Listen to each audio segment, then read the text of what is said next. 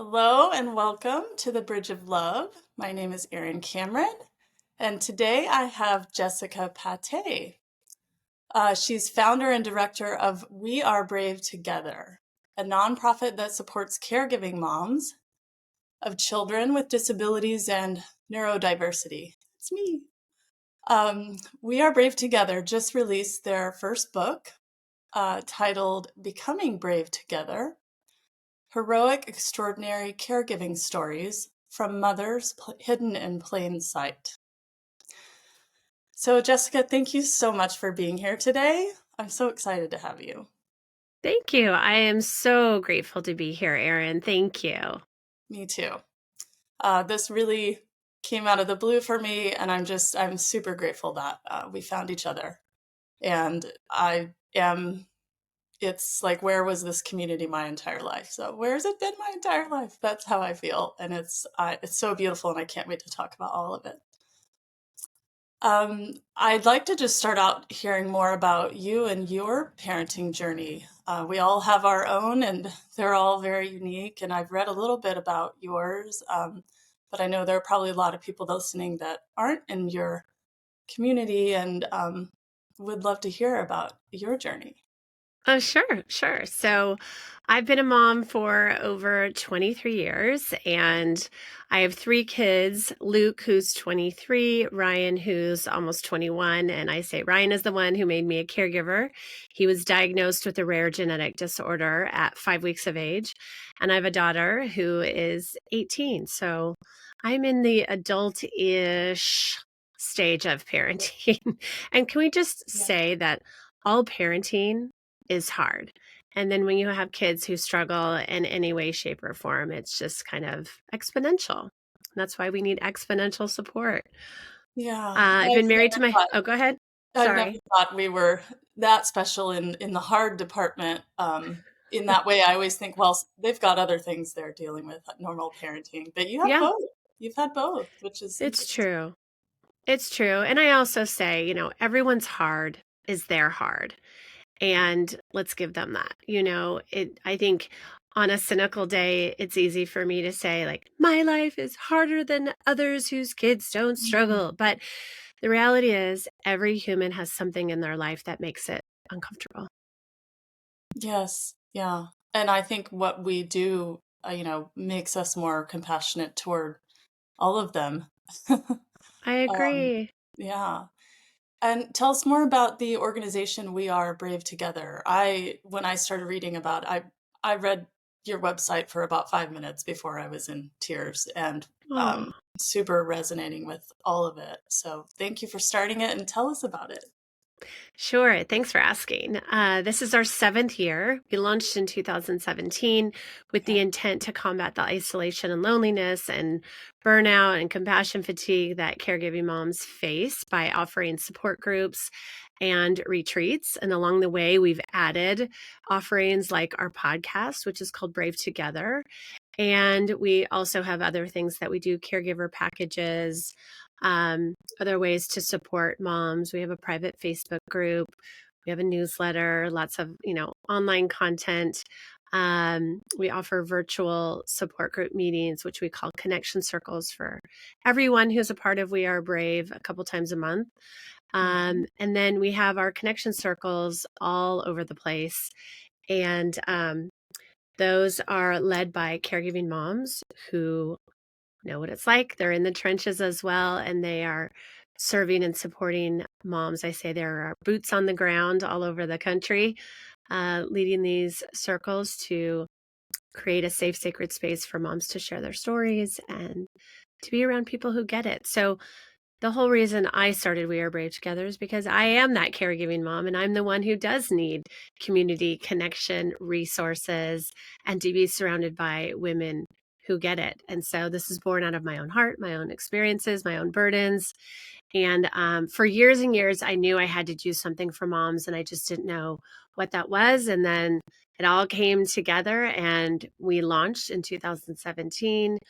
We got our nonprofit status in 2018, early 2018, and we've just been going full force ever since, growing and growing. And we represent all the United States with our membership in 24 countries. So that just tells you that the need is there. We struck Yeah. a chord. I was going to ask that how much of it is international. A few of the stories were from women, in other countries, and I got really excited because, we're not we're not the only ones in the U.S. That is right. These amazing kids. So that's amazing. I was going to ask you how. So you've got some international presence as well. That's so beautiful. Yes, we do. Great. We do. I I just love that We Are Brave Together is open to all caregiving moms.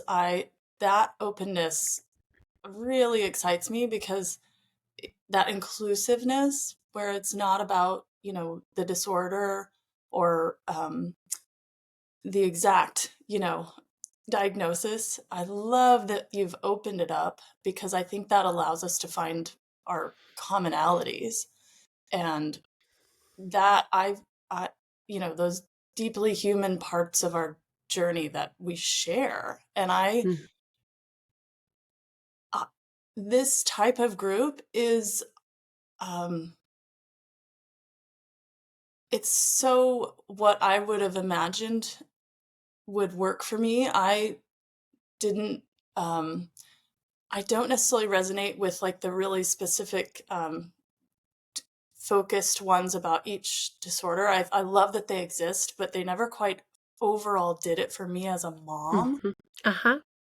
I felt like, okay, this is great. I know my kid is not the only one that has this thing, right? That this isn't just happening to me. And I got that out of, the specific KCNQ2 group that we're a part of. But this was like this really big missing piece that you've filled in. It's really beautiful. And just want to give you credit for imagining it and creating it.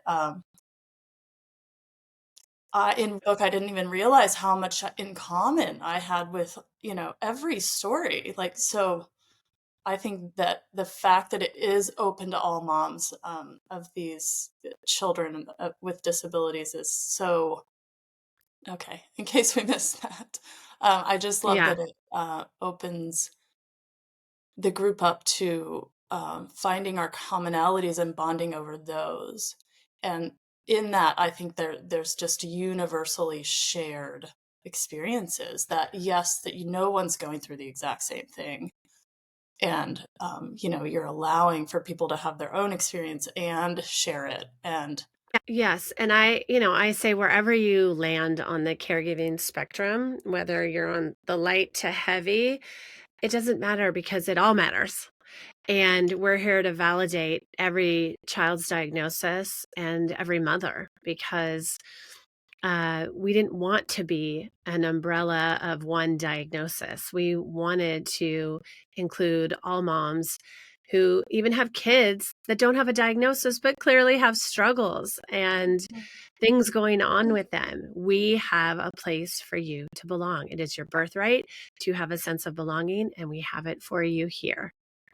yeah, it's so beautiful. We all went into motherhood, I know, and I know by reading those stories with preconceived, notions and plans and dreams and visions. And none of these experiences with these special kids were part of those visions, right? As much as we've seen them, I had friends growing up in my classes, and, we all were exposed to special kids for sure, right? But none of us ever envisioned this was what we were going to go through. And True. um, it's, I love that you're hitting the whole spectrum. I agree. Everyone's experience is their own, and none of it was expected, right? Right. But I also think there's unexpected beauty in that, and you've found it, and you're sharing it, and unexpected strength and unexpected other qualities that these moms are obviously have found in themselves. And I think the beauty of it is, being able to come into community, and the ones that are a bit further through the process can kind of hold those values up and say, this is what you're in for. These are the gifts. And I see you guys doing that. And it's awesome. Thank you. Thank you. Thank you. There's definitely a lot of organic mentoring that goes on at our connection circles and our retreats, and just even in the private Facebook group. That's why I love that we have all different ages of kids represented, all different ages of moms represented. We learn so much from people who are ahead of us in this journey, whether it's regarding motherhood or marriage or career, whatever that is. We learn from people who are ahead of us in the journey. And it's so great that we have people to reach out to at our fingertips at any time and ask questions. I love that. I can't wait to join. Yes, join today. We're going to talk about how to do that in a little bit. Okay. Yeah, I'm doing it. Let's get to the book. So the book was released by your the organization, and then you have some authors that helped write it, but these moms are the storytellers. Tell us about the types of stories that people can find in this book. Well, we cover 5 different themes. So the book is broken up into 5 sections.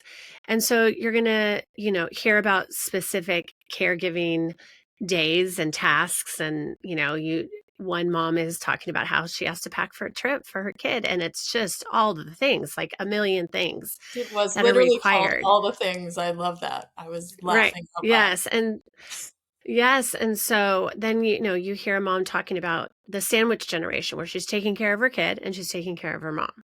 You hear about isolation and loneliness and the power of community. And I love how one of our writers, Megan Lonan, says community is the only way through. I mean, it is the only way through.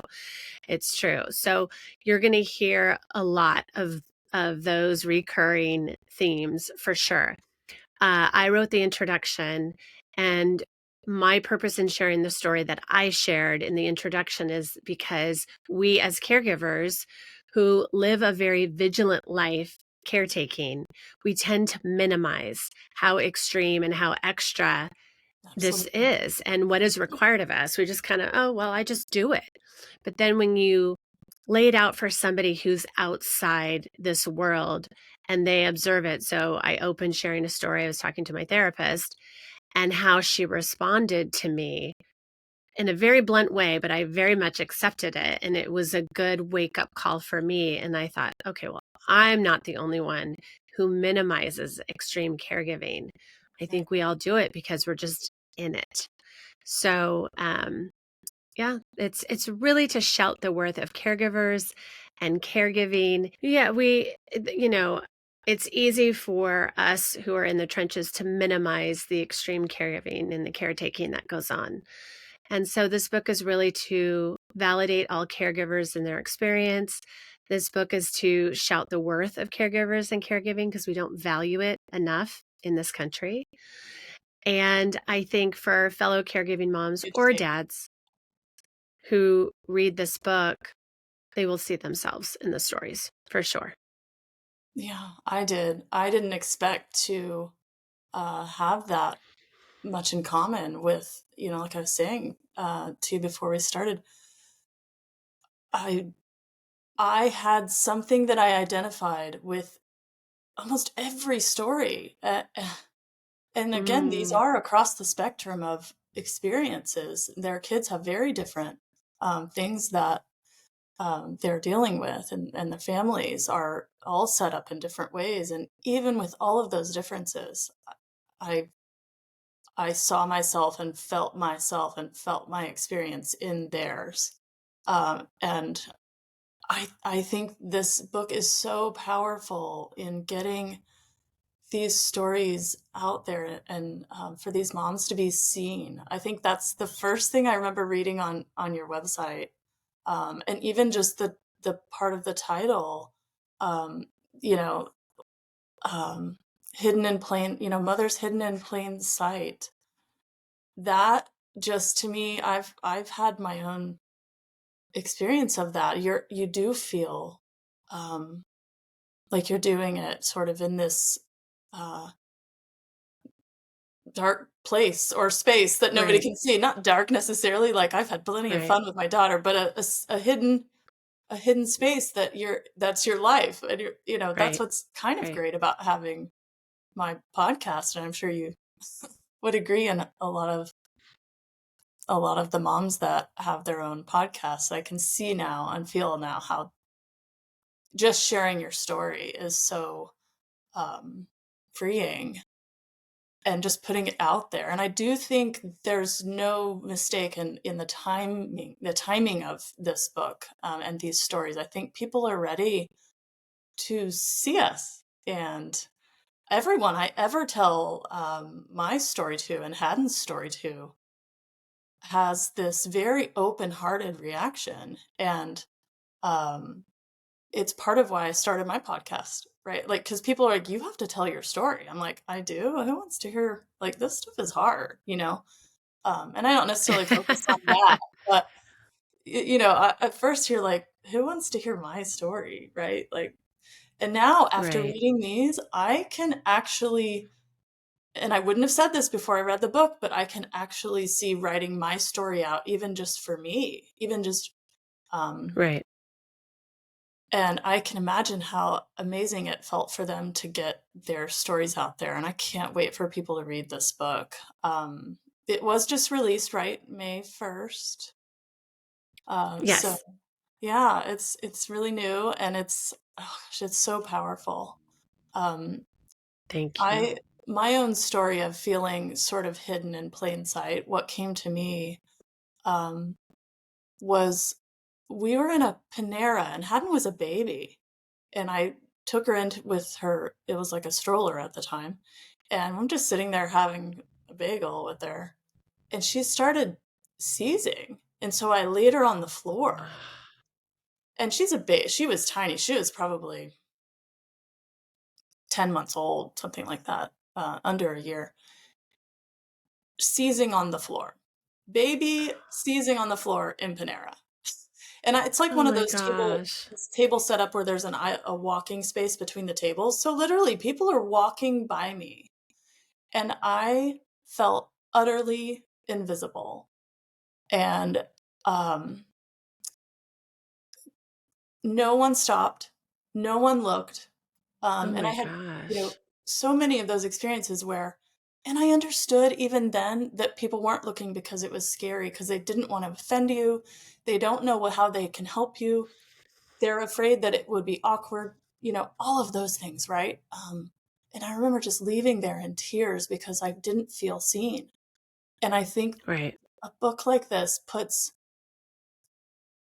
um, this this experience, this mothering experience, this special needs experience up on this beautiful pedestal for people to see, like it, and take it in, and know that we want to be seen. Um, and again, I just think people are ready for that. And again, I did have the understanding of why they wouldn't have interacted with me all along. Maybe not then, but as I grew with her, as she grew up, I got it. But it didn't make it any less.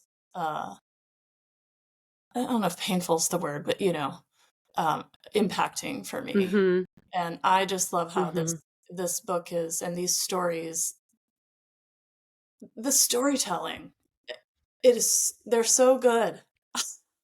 I'm like, I don't know if I can Thank tell my you. you can tell, each mom putting their own storytelling ability. They're so genuine. You can Mhm. tell they're written by each mom and through their heart and through their experience. This is not a canned uh, storyline. They're very unique, Right. and the storytelling itself is just amazing. I was like blown Thank you. away. Thank So you. yeah, and anyway, what else can I say? Um, I appreciate it. Thank you so much. yeah, thank you for putting this out into the world, and for having your community. Um, what I beyond just the stories themselves and the experiences, the other thing I thought just shines so brightly through is what is underneath this experience. All of the qualities that are beyond the difficulty of the experience, they shine through to me in each mom's story, like the deeply human qualities, like I was talking about, strength, resilience, just being there for the people that we love, you know, that to me was such a bright light in all of these stories. And that, yeah, Mm, how we end up learning from our kids, right? Um, it's it's beautiful because they everything. We learn everything from our kids. and every parent does, right? Um, we're not alone in that, and I think that every parent would resonate with these stories as well. They're just beautiful. So thank you. You have Thank you. mhm. You have so many brave moms in your community.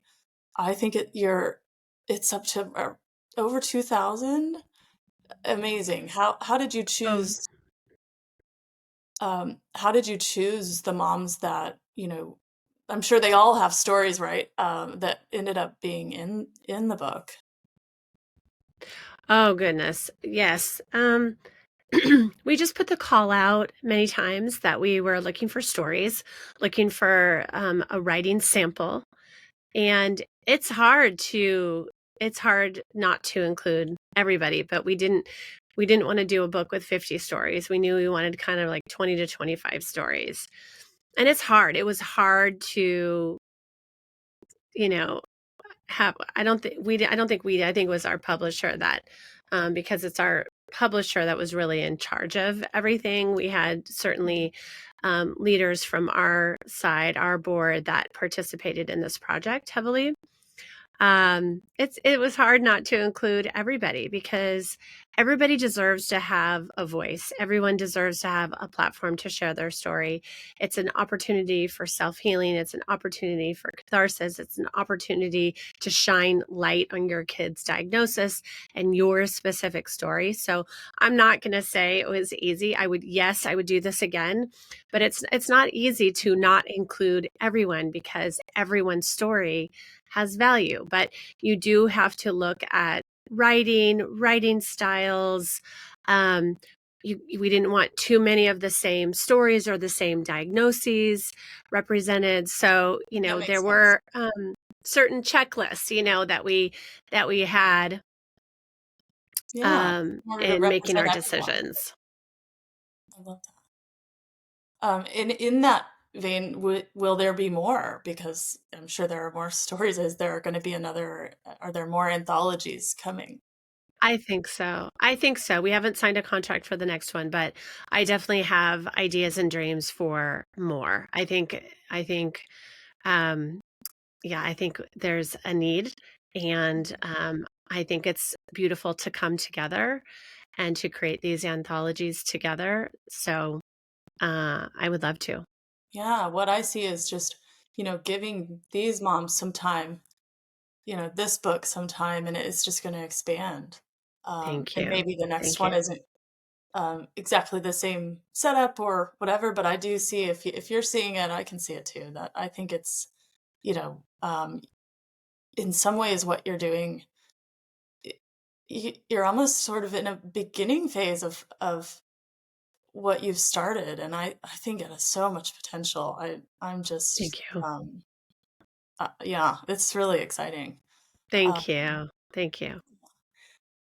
with what blew me away about the particular moms that you chose and the authors and their bios, what I found really inspiring was what they've done beyond with their life beyond being a special needs mom. Mhm. They really stepped into um, this into their lives, and yes, they learn from their lives, from their kids, um, but their desire to help other moms, which is what I probably have, from wanting to start this podcast or at least get my story out in some way. Um, and I was like, wow, I was so impressed with the level of commitment that they had, not just to their kid, but then that they took that out into the world and they're doing Right. it. They're coaching, Right. they have businesses, they're writing, sharing these experiences on every level and in a way that they're helping so many other parents Mm-hmm. in their own way, right? Just by living their own lives and just stepping fully into them. I Mm-hmm. didn't expect that. I don't know. Again, I need to be in your community because I don't know a lot of other moms in that more, that extreme caregiving role. And I found that so impressive. And you're one of them. So, Thank you. It's definitely energizing to be around. I call it mover and shaker moms, people who are, taking what is happening in their life and then, choosing to look out and see how they can serve. And not everyone can do that. Not everybody wants to do that. Not everybody has the capacity to do that.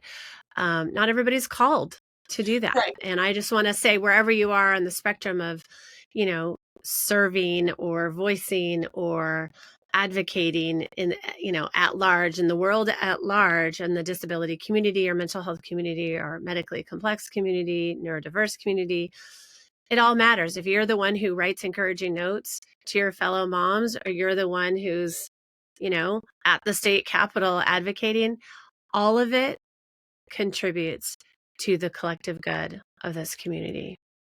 Yes, absolutely. I agree. Not everyone is called to go out and create bigger things. So many of them Right. have, which is really impressive. But I totally agree with you. If you're just just doing your and shining your light with each interaction throughout your day, that's just as bright and just as effective. And Yeah. yeah, so beautiful. So you mentioned, possibly there uh, being uh, some more of these anthologies. Do you have like an overall vision for this one and how it might be utilized by anyone that picks it up? Well, I certainly, want our fellow caregivers to read it and to be validated, but I want our fellow caregivers to then tell their families and friends to read the book, because I think when you read 22 stories, it has a greater impact and a greater aha, and there's a greater potential for increased compassion, empathy, and maybe even activism. Maybe if our friends and family read all these stories, that they'll say, oh gosh, now I get it. Can I bring you groceries? Can I be your pharmacy runner? Can I babysit? Can I help you with your insurance forms or paperwork? Whatever their gifting is, or whatever lights them up to help in some way, I hope that would be the case, because caregivers are at risk for burnout. And even caregivers who are investing in their mental health, or who do get little breaks here and there, or who do have respite sitters, we're all risk at burnout. And Yeah. the systems are broken in this country. I hope on a macro level that there will be people who read this book and they'll say, okay, let's do a march for parent caregivers. Let's, let me learn about, sorry, let me learn about advocating and activism in this world, so that we can make lasting changes that affect all parent caregivers. I would love that. I would love for those beautiful repercussions of this book.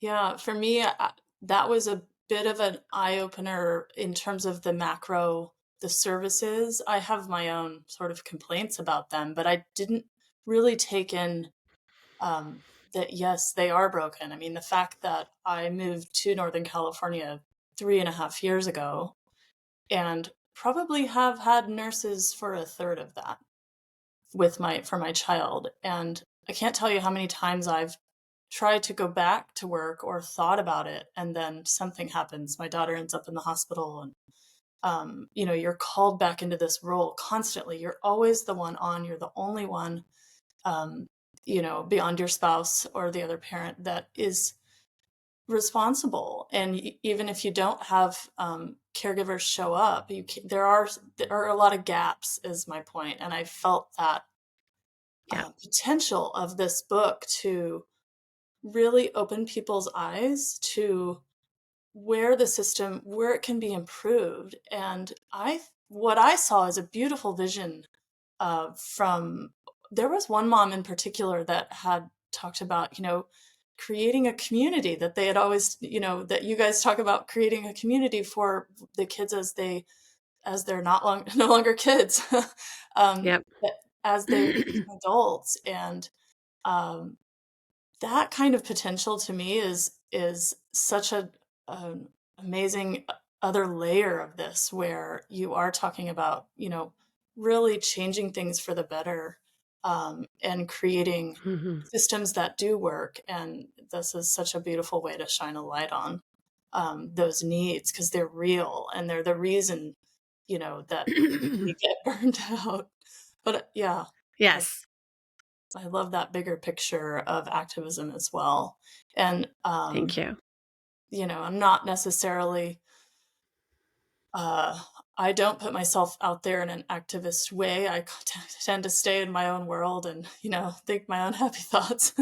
But I do still think that the awareness of the systems is important, because we all have the awareness of, like, it's our everyday life, and Right. navigating all of those. And when you've been in it as long as we have, um, we're very familiar. I always say, like, I wish they would consult with us. Right. Maybe there's some power in this. I do believe that's part of the potential of Yeah. what kind of future we're creating. And shining the light on it is the first step. Hmm. Um, and I just wanted to give credit to, I always have these beautiful neighbors that show up for me. Um, Oh. Even if they just are aware of what I'm going through with Haddon and what I do every day, and ask, have me over for wine. And I've attracted those people into my life, and I'm super grateful for every single one of them. So even if, Right. like, I agree, anyone friends, family, because it will just open their eyes even more to what we're going through. Because a lot of times we don't talk about, right? You don't go over Right. to your Right. friends with normal kids' house and talk about. I do a little bit, but we don't go into it every time, right? Of the details of our Right. lives. Um, Hmm. so these stories, I think, are a beautiful way to kind of shine that light on the whole experience for all of us. And then they can Hmm. invite us over Yes. for more wine. Yes. Um, what advice do you have for moms that are starting out, and also maybe a mom that is pretty far along the journey, like me, that hasn't found her people yet, or hasn't found that community? Um, I know you have some advice, so. Well, I mean, certainly, shameless plug, join We Are Brave Together. Just go to our website and you can join us. Membership is free. But I want to just honor everyone's experience. Some moms are so exhausted that the thought of creating community or finding community just sounds like it's too much work. I don't have time. I don't have time for that. That was me.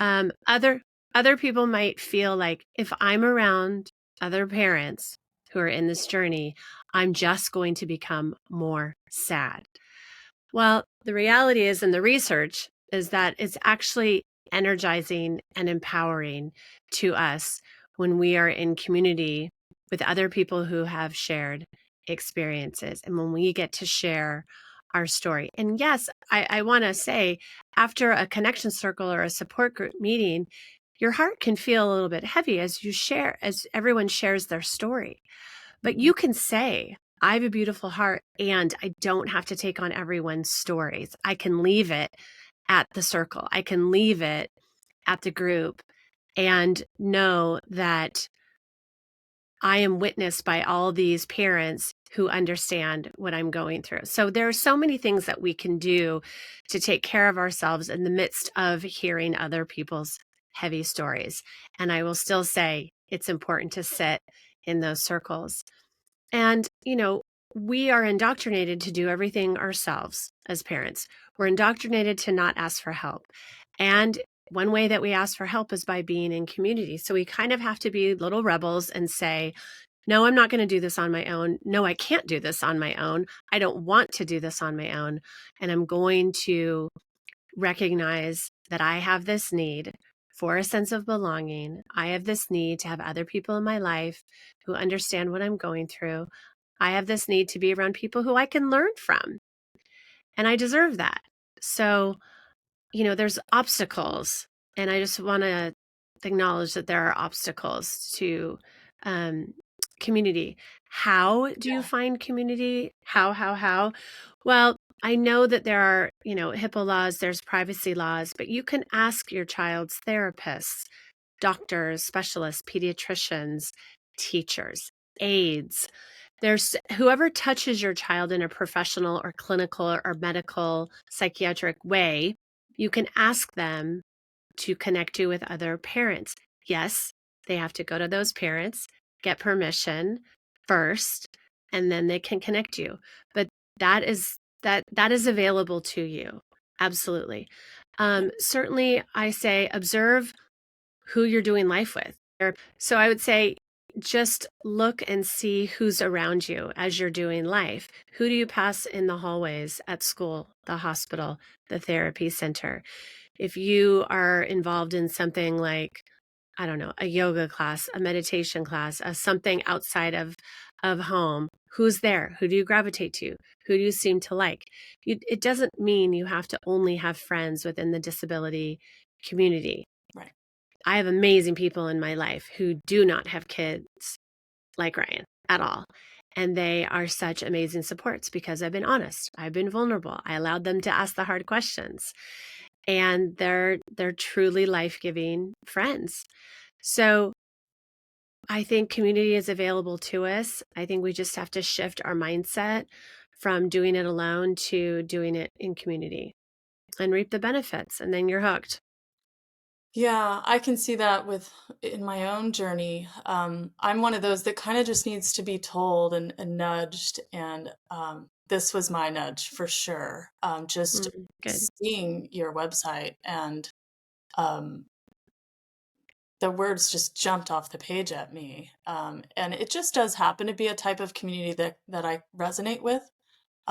But in all that you're saying, what I get is to sort of just trust that you're going to be okay to open your heart to these other people, that it's not going to um there is a something beyond this circle experience of sharing your stories. What because I was that mom that didn't have energy for anyone else's experience. I was like, yeah, Mm-hmm.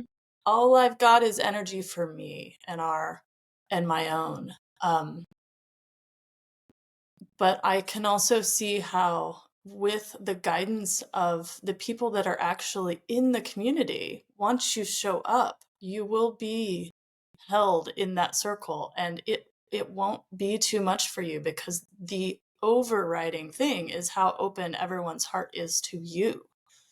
So there's so much receiving to be had that um, I think as long as you can kind of get yourself past that first little hurdle of thinking it might be too much, because I agree, there's a reality of how much energy we have, and we see community as, what I did was like, well, I don't have anything left for anyone else, right? But I think Right. Right. the And that's beauty, understandable. yeah, and I think, but what I see in this community is that, like, people that have been through it, maybe a little further along in the process, that they're the ones holding that space for you and guiding you uh, through. And that, again, there is just this bigger level of receiving that would occur, and that's what I got from these stories, is how much love these moms are going to receive as people open their hearts, as their hearts are just opened Mm-hmm. effortlessly by reading Right. their stories. And I Yes. think that's why it feels so good for them to share, um, is because in that they're putting their experience out in the world, and that's what you would do in, when you show up to these circles. So yes, there's a receiving of other people's stuff, but I think that you you would get so much more just by showing up yourself and just getting over that first little hump of, would this be too much? I think I Right. just find your message really encouraging, is my point, because I was that mom and am that mom of like, I don't know if I could sit there. Right. um, Right. Right. But you also find women who have incredible senses of humor in the midst of chronic hardship, who are so witty and so fun. And we all need more fun and laughter on this journey.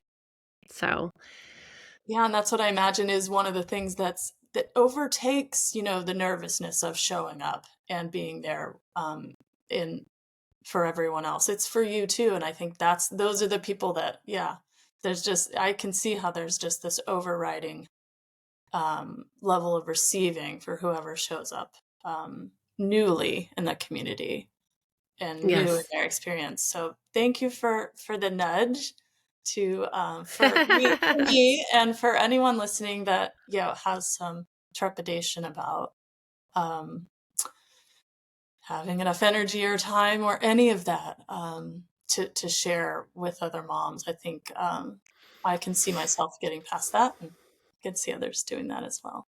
So, where do we get this book, and how do I join your community? Thank you. So, Erin, for you and anyone who's listening anywhere in the world, you can join us by going to wearebravetogether.org and fill out the little join us form. And our book, Becoming Brave Together, is available on Amazon. So please purchase there. We have paperback and digital. Leave us a review and a rating. It really, really helps, for sure. Not just the rankings, but it enables more people to see the book and become aware of the book. So we encourage you to do that. Awesome. Also, we have a podcast, Brave Together. You go ahead and check that out. We do a few different types of episodes, stories, practical episodes, ask us anything episodes with a coach and a clinical psychologist. So please check that out as well. And are you on, because I saw on YouTube there are currently like clips on YouTube, right? But then where else, like Spotify, Apple? iTunes. Right. We have 4 platforms that our podcast goes out to. And certainly if you go to our website, you'll be able to figure that out too. Perfect. Yeah, because I started on YouTube and I was like, oh, I want more of that one, right? So yeah, I'll definitely Thank go you. to the audio versions. Um, Thank you. Lots of wisdom to be had there, I'm sure. Any last words?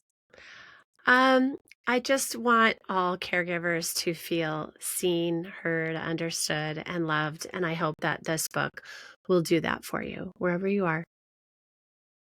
Thank you so much. I invite all of you to read, the Foundation's book, and allow the stories within it to open your heart. And as it does, send love to these moms. They're gonna feel it, and so will you. So thank you, Jessica, so much. It was Aw, thanks for just having a me. pleasure. Yeah. Thanks for joining us today. Until next time, we're sending you so much love. Bye.